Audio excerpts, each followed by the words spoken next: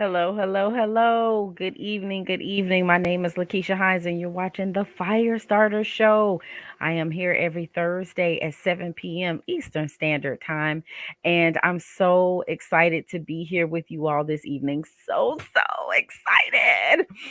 This is the show that talks about sex, parenting, arts, relationships, and kingdom marriage. And tonight, this particular week, is actually a sex week. Okay, it's a sex week this week.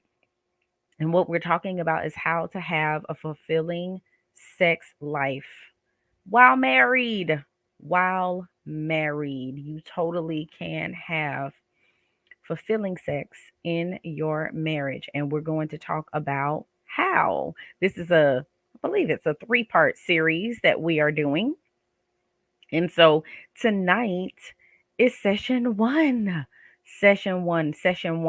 and there will be others to follow. So make sure you tune in. Please be sure to like, share, and subscribe. That's extremely important. You definitely need to do that because when you like, share, and subscribe, guess what happens? You will get notifications. You will get notifications every single week. Now, you should do that anyway, right? But you can also put reminders in your calendar to make sure that you are watching. Make sure that you are watching every single week. And like I said, please be sure to tell your friends, family, love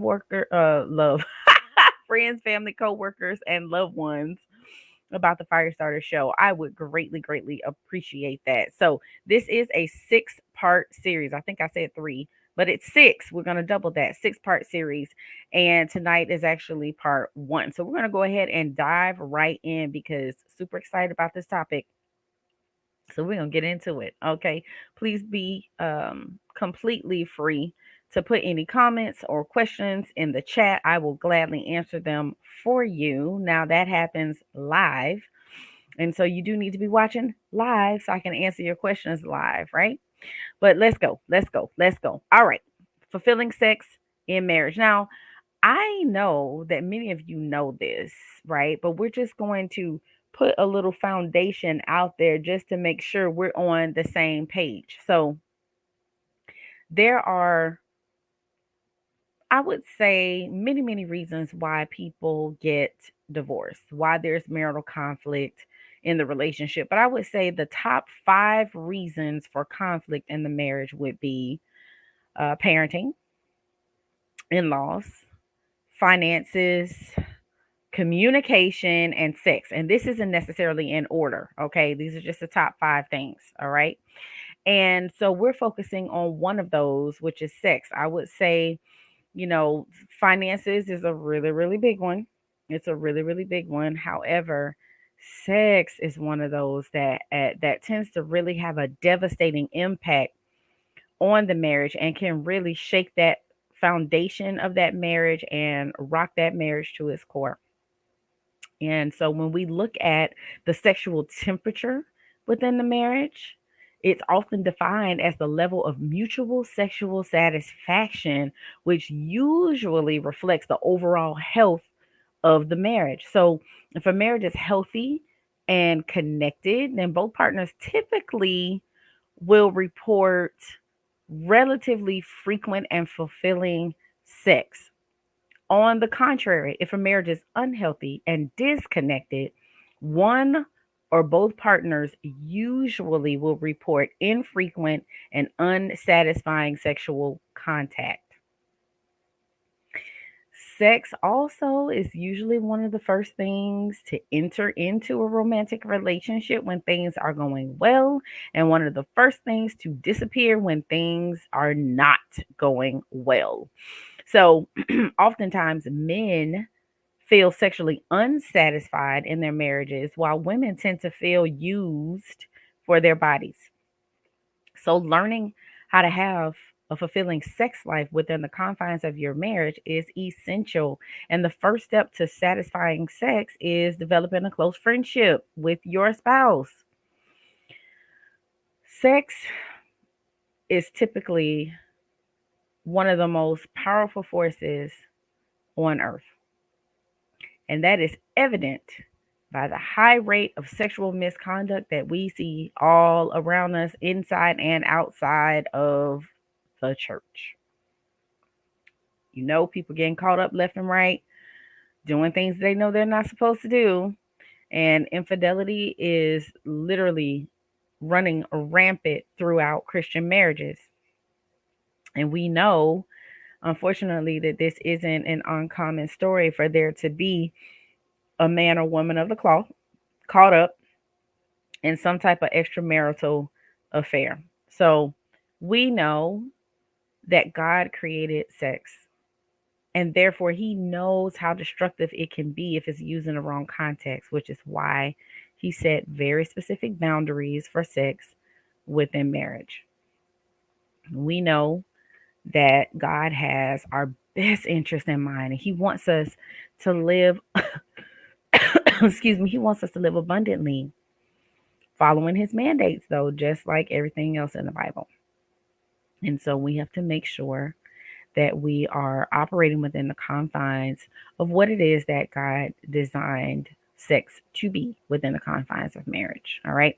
So now let's go scientific. Sexual intimacy actually creates a chemical connection that binds people together, which actually can lead to heartache and regret when relationships end because of that special physical bond that is created. So, we're finding more and more that sex within Christian marriages is viewed as outdated and old fashioned, but it's essential that we get back to this ageless truth to live out God's design and experience his blessings from it. I know our culture has experienced a loosening of sexual behavior over the past 50 years, and we know the media shows us every day and proves that sex sells. And so every single moment, sensuality we can see laced throughout commercials and ads, movies, programs, and many Christians, primarily men, but women too, we do allow themselves to be inundated with those images and messages, and they haven't trained their hearts and minds for purity by filtering through this bombardment of sex and images and all of those things. And so instead we have a tendency to indulge in things like pornography, lusting over the opposite sex bodies that are seen in the media and public. And so we know that God created men to be visual and to feel attracted to the female body, which is clear in multiple scriptures in the Bible. I'll point out one, Song of Solomon. Oh my God, I love this book. I'm actually going to do a series on Song of Solomon. But anyway, chapter 7, verses 1 through 9 says, your graceful legs are like jewels, the work of an artist's hands. Your navel is a rounded goblet that never lacks blended wine. Your breasts are like two fawns, like twin fawns of a gazelle. Your hair is like royal tapestry. Your stature is like that of the palm, and your breasts like clusters of fruit. I said, I will climb the palm tree. I will take hold of its fruit. May your breast be like the clusters of grapes on the vine, and your mouth like the best wine. Listen, Solomon was not playing, okay, when he was talking about that female anatomy. And so it is not against God for us to desire each other. I mean, he put the desires inside of us. It's what we do with those desires that potentially might get us in trouble. So, this God-given desire for the female body has gone into overdrive with many married men, and it feeds their sexual appetite with unholy sensuality from their environment. And when this happens, the man's sex drive actually soars, and he begins to objectify women without any emotional connection. And then it creates these unrealistic expectations for how female bodies should look and how women should respond during sexual contact, which a lot of times is just not reality, which is one of the reasons why pornography can get men in trouble, because it's a fantasy, and now they're looking at that and want to bring that fantasy into their reality, and that doesn't always translate, especially with the wife. So we just have to be mindful and very careful with what we expose ourselves to.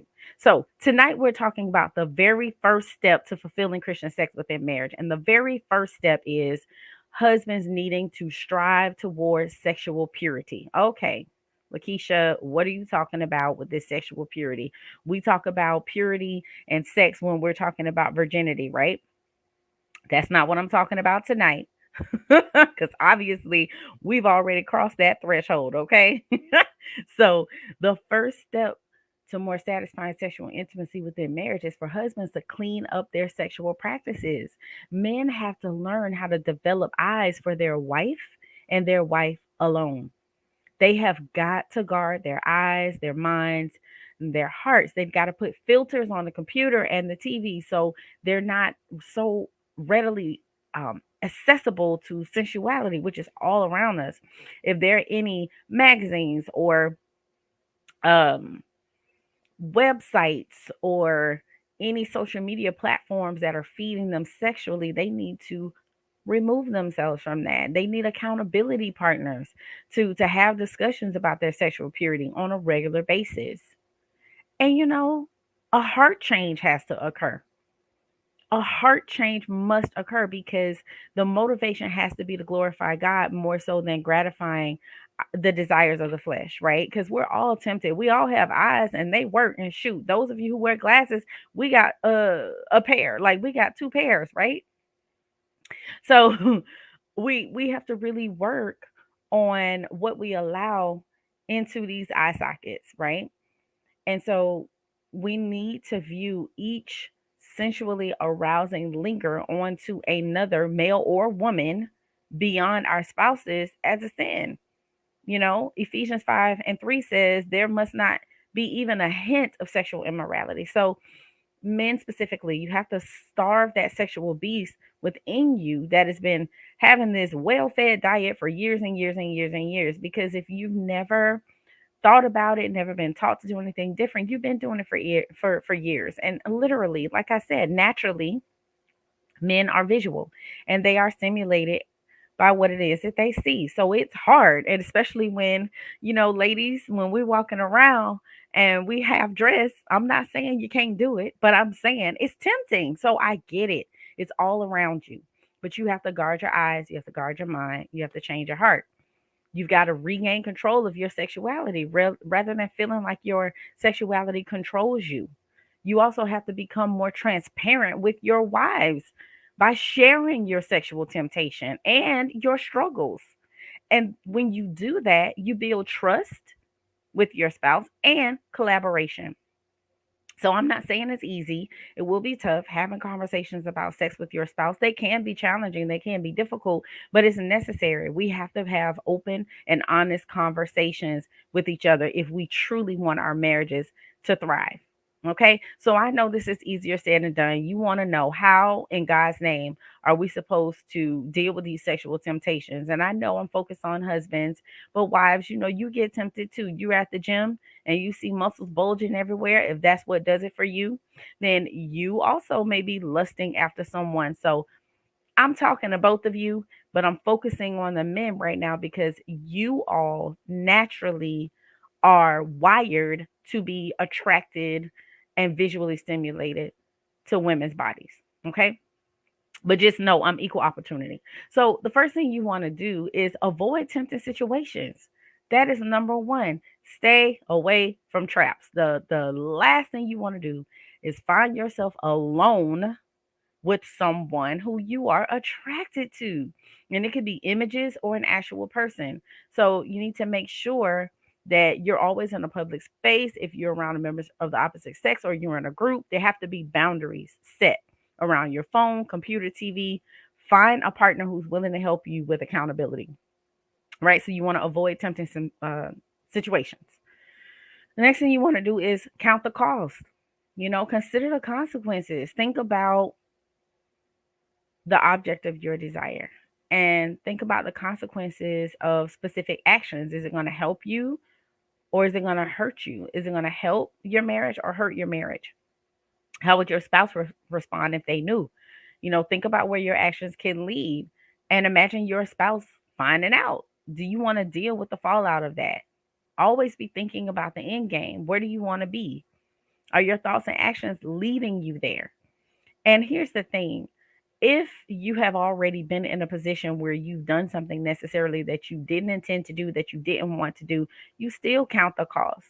Because when that happens, you're forced to have to make a decision about whether or not we are willing to make the changes that need to be made in order for us to heal and be able to move forward and get to a healthy place. So count the cost, consider the consequences. If we stay and do the work, if we separate and don't do the work, what does that look like? Are we willing to fight for this marriage? Ultimately, that's what you have to ask. You want to avoid pornography. And the reason why I'm saying this is because that will help you guard against any lust. And there's psychological reasons behind that. Porn actually creates unrealistic expectations and it desensitizes our minds toward our spouses. Like your spouse cannot possibly live up to what is viewed. And many spouses don't even want to try. So it pushes the focus of your sexual desire outside of the home and it can only lead to passive destruction because your spouse will never be able to satisfy those needs. Now, typically with pornography comes masturbation.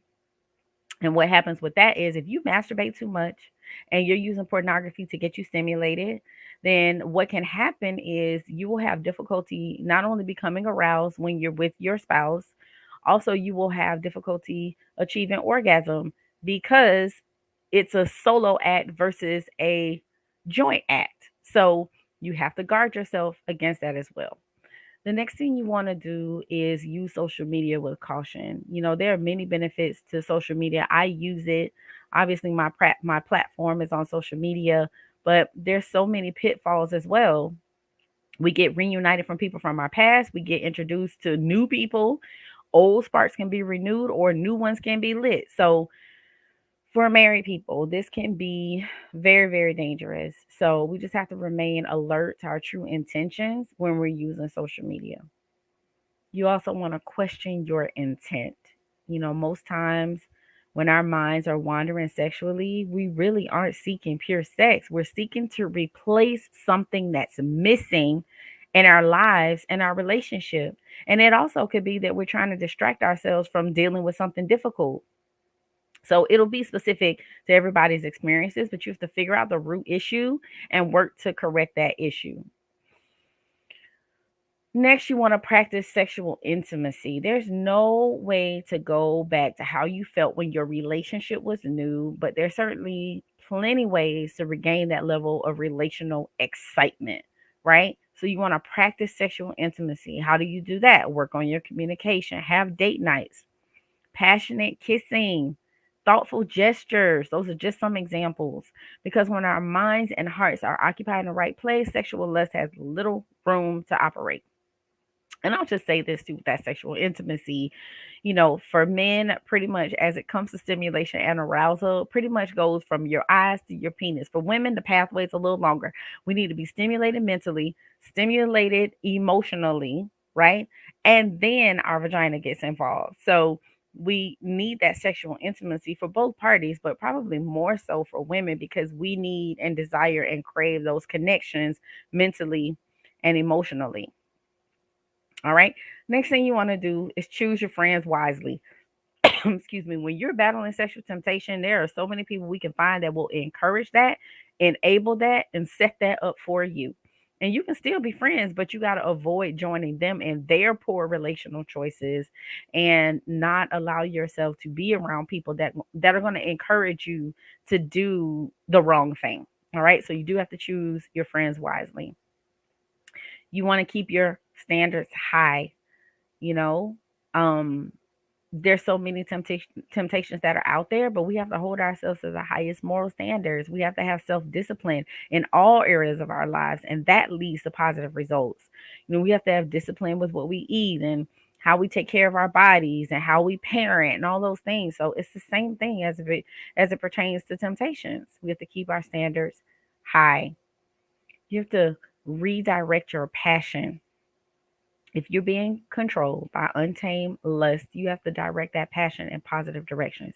Use that energy to brainstorm about ways you can bless your spouse. Focus on things that'll make the world better, like volunteering or coaching or mentoring troubled youth or troubled individuals. Redirect your passion so that you're getting fulfillment individually and therefore not seeking it outside of your marital relationship. And the last thing, which is not the least thing, is probably the most important thing, is to pray consistently. Prayer literally is the act of communicating your thoughts, words, hopes, and dreams to God. You have to lift up the desires you are feeling and ask for help. God made you, He knows you, and He can deliver you time and time again. So you got to pray and ask God to help you, and He truly will. And create that system of accountability. And I promise you will be able to make the necessary changes that you need to make. So, again, this is just part one. This is a 6-part series. Make sure that you are tuning in every single week for the Firestarter Show. And we're going to get you having this fulfilling sex in your marriage. If you're struggling in your relationship and you need assistance, schedule a heat call today. You can call or text 727-213-8247 and set up a call with me so I can assist you on your journey toward having the best marriage of your life. All right. So, you all enjoy your night. Have a wonderful, wonderful evening. Thank you for watching, and I'll see you next week. Have a good night.